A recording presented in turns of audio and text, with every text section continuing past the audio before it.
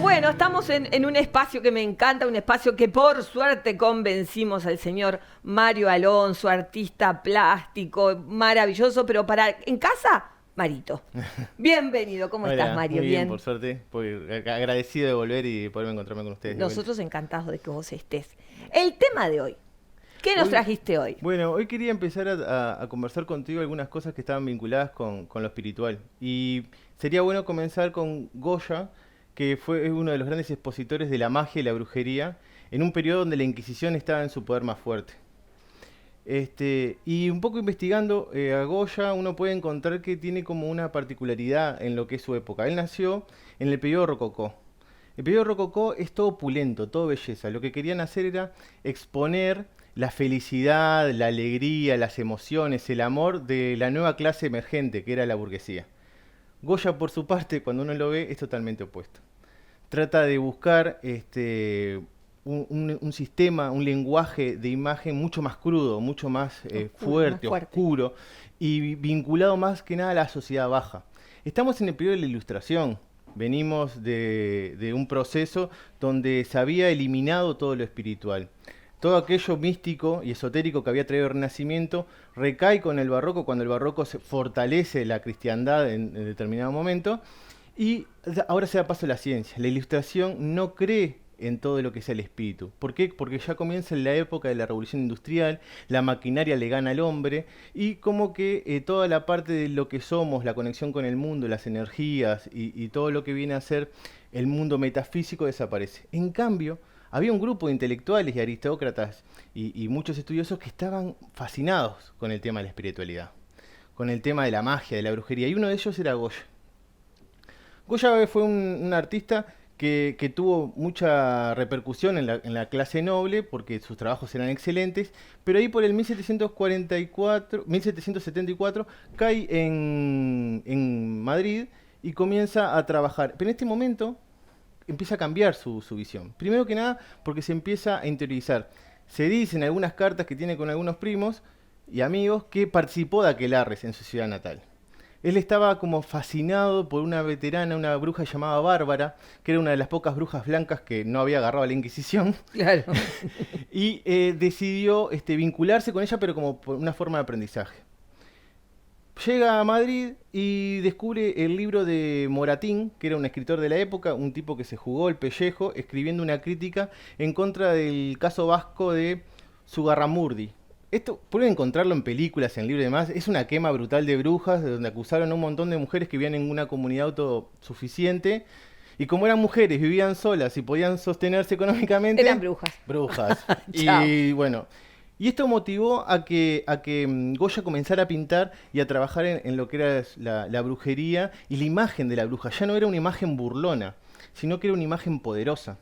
Trataba de consolidar a la bruja y al brujo como parte de los elementos naturales del universo. Ya no era un ser encorvado, Sí, sí, misógero. la vieja con el lunar en la nariz. Claro, ya eran seres bastante poderosos.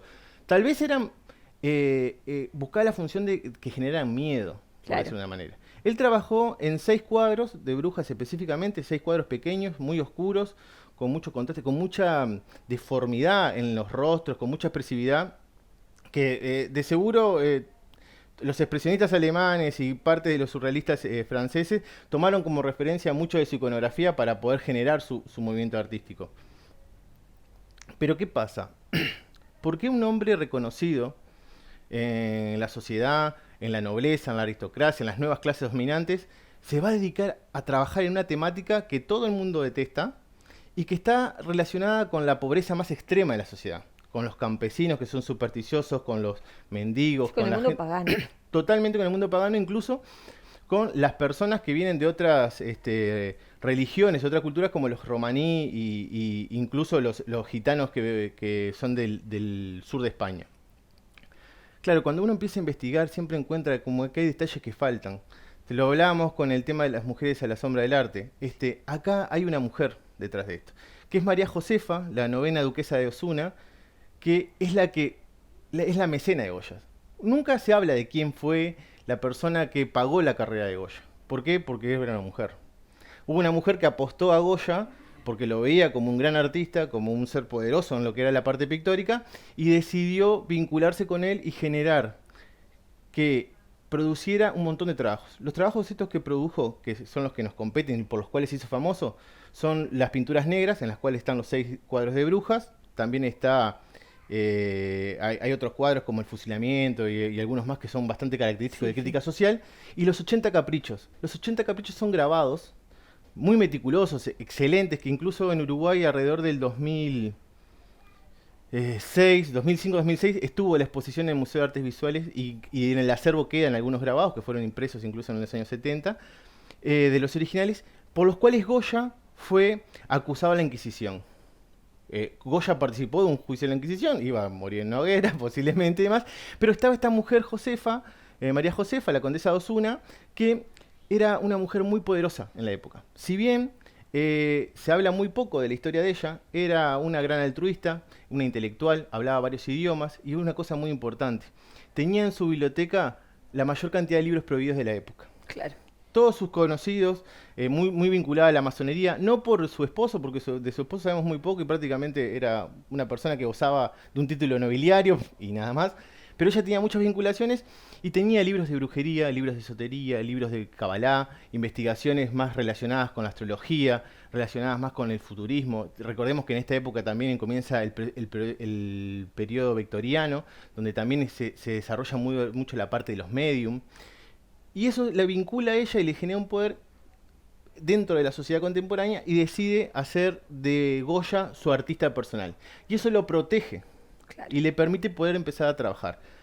A través de sus trabajos, Goya no solo decide romper con el concepto del rococó, de la belleza, de la emoción, del amor y bla, bla, sino que comienza a trabajar una crítica social. Y esa crítica social la comienza a desarrollar en contra del clero, en contra de la nobleza de la época y en contra de las injusticias sociales. Y muchas veces toma a las brujas como ejemplos de el pueblo. Las brujas son el pueblo dentro de sus pinturas y muchas veces cuando las brujas se comportan de forma malvada representan al clero y representan a la nobleza. Por eso vamos a encontrar dentro de la simbología de Goya que cuando la bruja representa al clero de la iglesia tiene simbologías católicas y simbologías de noble. Por ejemplo, podemos encontrar en el baile de brujas, que son 3 brujas que están flotando, que tienen los cascos papales en punta. Después podemos tener en los grabados o en el aquelarre que hay simbologías y sellos de la nobleza contemporánea, que son los que están adorando al macho cabrío. Y entonces él empieza como a desarrollar una cultura y un lenguaje el cual atrae muchísimo a la población pobre, a los campesinos, a los que trabajan en las minas. Porque es comprendido. Es comprendido. O sea, toda simbología, que vamos a hablar más adelante del arte y la simbología, tiene una relación contemporánea. A veces no la entendemos porque no vivimos ahí. Claro. Pero nuestro lenguaje hoy en día, el lunfardo o alguna imagen particular, digamos que capaz que dentro de 200, 300 años nadie reconoce lo que es una pipa o las 3 rayas de las marcas deportivas. Exacto. Pero en nuestra contemporaneidad sí lo sabemos. Sí, claro. En ese momento el lenguaje que usaba Goya era de fácil acceso a la población. Por eso que fue acusado en la Inquisición, por estar relacionado con la brujería, por estar relacionado con la magia y a su vez por promover el desorden social. Claro. Recordemos que Goya es uno de los primeros opositores a las primeras invasiones francesas. E incluso no es que se oponga a la revolución, sino que se opone a la conquista de la revolución. Claro. Entonces siempre estuvo relacionado con la población menos beneficiada y con la cultura que venía desde abajo, la cultura proscripta. Por eso Goya es prácticamente el promotor visual, por decirlo así, porque había muchos escritores, muchos poetas y muchos músicos que apoyaban la parte de la brujería y la magia, pero Goya fue el primero que lo presentó en imágenes. Y abrió una cancha para que el romanticismo, la simbología y otras corrientes que van a aparecer en el siglo XX generen esa vinculación con lo espiritual, con lo esotérico, con lo mágico, con lo rúnico, con la astrología. Sí, te iba a decir, la runa está presente siempre. Sí, siempre está. Los símbolos celtas están siempre presentes. Tan presentes que a veces nos olvidamos que son runas y que son símbolos celtas. Tan presentes que perdemos la objetividad de decir acá hay una runa. Claro. Eso es, lo que, es una de las cosas particulares que tiene. El arte las representa mucho tiempo. Sí, o sea, sí, sí. el romanticismo está, incluso en el Renacimiento están las runas. Y una de las concepciones que hay, que el Calibán y la bruja, que es un libro de una historiadora norteamericana que cuenta el desarrollo de la historia de la mujer desde el medioevo hasta la fecha. Es muy interesante, está en PDF, o sea, si lo pueden buscar y leerlo, es un libro grueso, pero entretenidísimo. Menciona cómo la mujer estaba relacionada a toda esta simbología relacionada a la espiritualidad de lo que era la tierra, de lo que eran las energías, de lo que eran los caminos teutónicos, y cómo en un proceso alrededor de 1300-1400 hay como un vuelco, estas dos religiones, tanto la cristiana como esta religión más pagana, que era la vieja celta, la de los druidas, que fueron eliminados por los romanos y demás, estaba como en convivencia. Y en un momento dado, debido a las guerras y debido a todos los conflictos como las pestes y los cambios que hubo económicamente, la mujer toma mucho poder. Claro. Entonces la religión decide, bueno, todo esto es brujería. Todo hay que aplastarlo. Todo esto recuerda, tengo que aplastarlo. Y Exacto. aparece el concepto del macho cabrío, como el diablo, las runas como objetos satánicos, Sí. la sanación por imposición de manos o por Sí, las hierbas, las los hierbas. yuyos, Los las códices, lunas. la hierba Sí, se sí. desaparecen en esa época porque Sí, sí. la mayoría parte eran médicos. Y Goya trata de recuperar todo ese conocimiento pagano y poder plasmarlo en cierta medida o promover que se continúe el estudio a través de sus pinturas. Genial. Yo me quedé mudita porque realmente esto está genial. Gracias, Mario. No, nos por tenemos que ir favor. porque ya nos Sí. empieza con el círculo grande y después se Nosotros chica. nos vamos. No se va achicando. Gracias. Dale, gracias a ti.